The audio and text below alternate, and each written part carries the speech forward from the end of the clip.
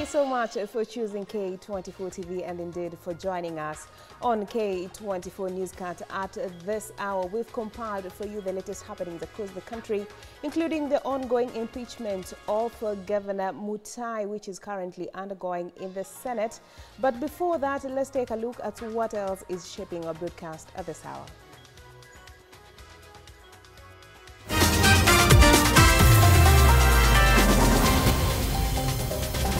The Senate begins the impeachment trial of Kericho Governor Eric Mutai, with the governor pleading not guilty to all charges brought against him.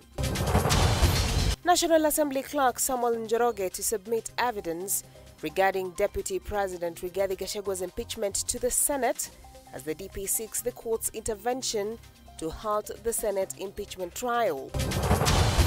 5 politicians from Tana River County summoned by the National Cohesion and Integration Commission (NCIC) following incidents of insecurity that have resulted in the deaths of at least 18 people.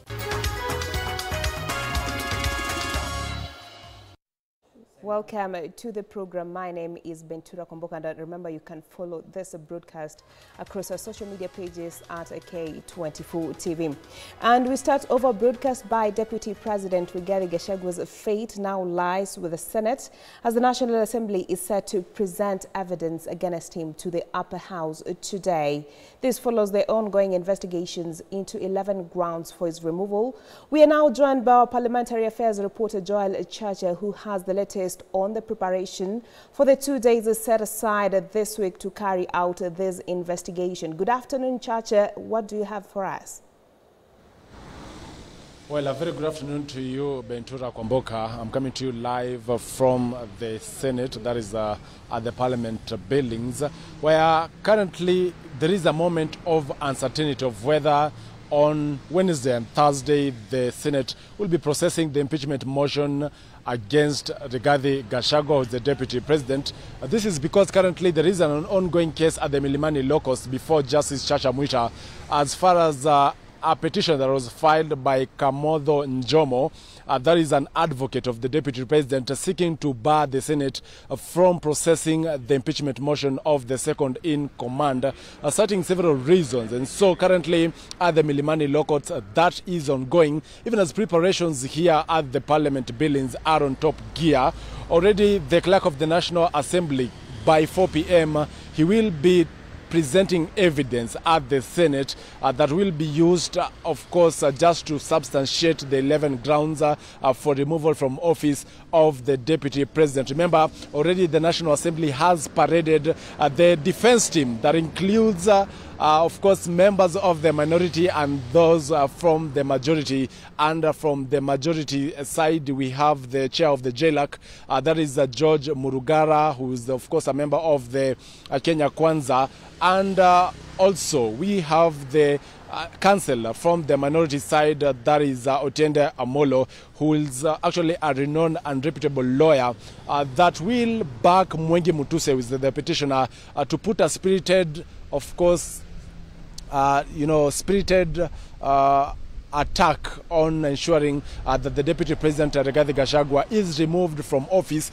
This is after the National Assembly already voted in support of the motion, where 282 members of Parliament backed the Mwengi Mutuse-led, of course, motion or tabled motion, with only 44 members having opposed that particular motion. But Deputy President Rigathi Gachagua has been keen on ensuring that he remains in office until at least all the cases are heard and determined. So far, 22 cases have been lodged in various courts in the country just to ensure that Rigathi Gachagua remains in office. And today in particular, what is happening at the Milimani Locus is a petition seeking to block the Senate from processing and, of course, determining the fate of Rigathi Gachagua, even as another case that was filed at the Eldoret High Court by an advocate known as Morara Omoke, in particular seeks to bar in the case the Deputy President Rigathi Gachagua is impeached from office, of course, just to restrain the Chief Justice from swearing in any other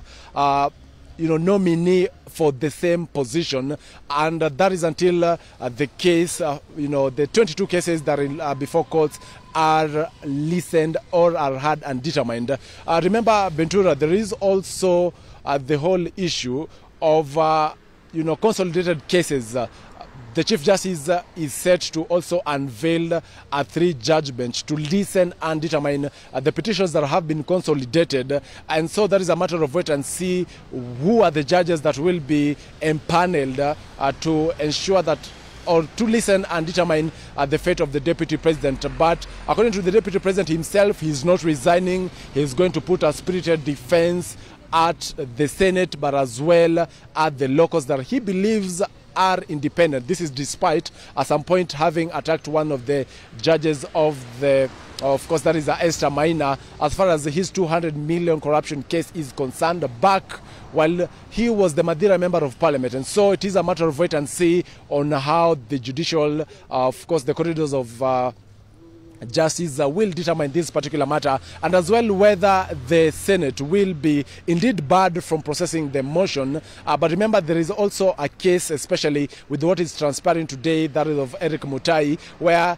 he got, of course, court orders blocking a Senate from processing the motion. But as you've witnessed today, that, of course, is still ongoing, despite, of course, there are 3 petitioners that have moved to court to ensure that they block the Senate from processing the impeachment motion of the governor, that is Eric Mutai of Kericho. And so it's a matter of wait and see, even if the court will grant the court orders, of course, just to block Senate, will the Senate still adhere to the same court orders? But of course, that is the update. We'll be right here to see whether the clerk of the Senate will table, of the National Assembly rather, will table the evidence at the Senate. This is in preparation for the Wednesday and Thursday hearing and investigation of the 11 grounds that sought to remove a Deputy President, or that seek to remove Deputy President Rigathi Gachagua from office. That is the update as of now, Bentura. We wait to see what Justice Chacha Mwita will rule as far as the petition to block Senate from processing the motion is concerned. Back to you in studio, Bentura. Chacha we will be updated on the developments of that story. And away from that, Kericho Governor Eric Mutai has denied all charges brought against him by the Kericho County Assembly. The charges read by the Senate Clerk Jeremiah Nyeganya includes gross violation of the Constitution and other laws, abuse of office and gross misconduct. This sets the stage for a full hearing before the Senate plenary. The Kericho County Assembly has requested witness protection for individuals who allege sexual abuse by the governor. Lead counsel Katwa Kigan has urged that the impeachment process did not meet the required 2/3 threshold. Section 4 of the Public Appointments County Assemblies Approval Act 2017 and variously abused his office by A. Illegally appointing one Mrs. Alice Bett, now a judge of the High Court, as the county attorney when there was a substantive office holder, an act which the Employment and Labor Relations Court, the Honorable Lady Justice Wasilwa, affirmed was irregular, unprocedural, and unlawful in the case of Sang versus Governor Kericho County and 2 others, petition number E001 of 2023. In that case, the governor was found by the court to be in gross violation of Article 73 and 232 of the Constitution, his actions found to be illegal and unconstitutional, and ordered to pay Kenya shillings 2 million and costs personally. The governor has therefore been already adjudged to be in gross violation of the law, and all the Assembly and the Senate are called upon to do is to remove him by impeachment. B, causing the advertisement of the positions of doctors, nurses, early childhood education teachers, just to endear himself politically. And the chairperson of the National Cohesion and Integration Commission, Reverend Simon Kobia, has raised concerns over the impeachment of Deputy President Rigathi Gachagua. Kobia has called on the Senate to keenly interrogate the matter, noting that the Commission is concerned the situation could escalate and lead into conflict between communities. Sisi tumefurahia sana kikao cha leo na Editors Guild kwa sababu tumeanza safari kama vile nimesema, ni kama safari, ni kama journey. Tunaenda pamoja ili tuweze kuleta watu wa generations mbalimbali kutoka Gen Z kwenda mpaka ile ya watu wale walipigania uhuru wa Kenya, kwa sababu wachache wako kama vile nilisema Geto wa Kahengeri alikuwa na sisi.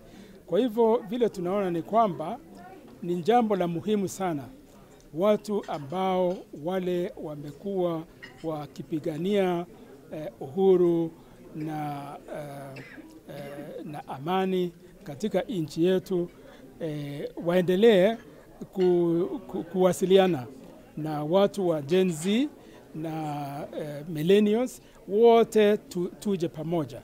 Kwa hivyo hii safari tumeanza tukifanya pamoja na Editors Guild.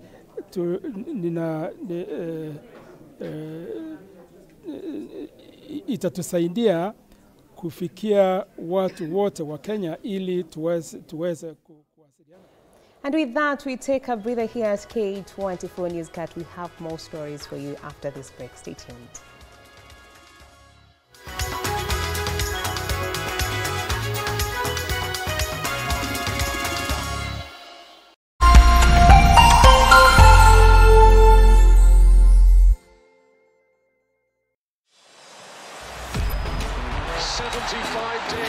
Since the last day of last season, we are ready to do it all again.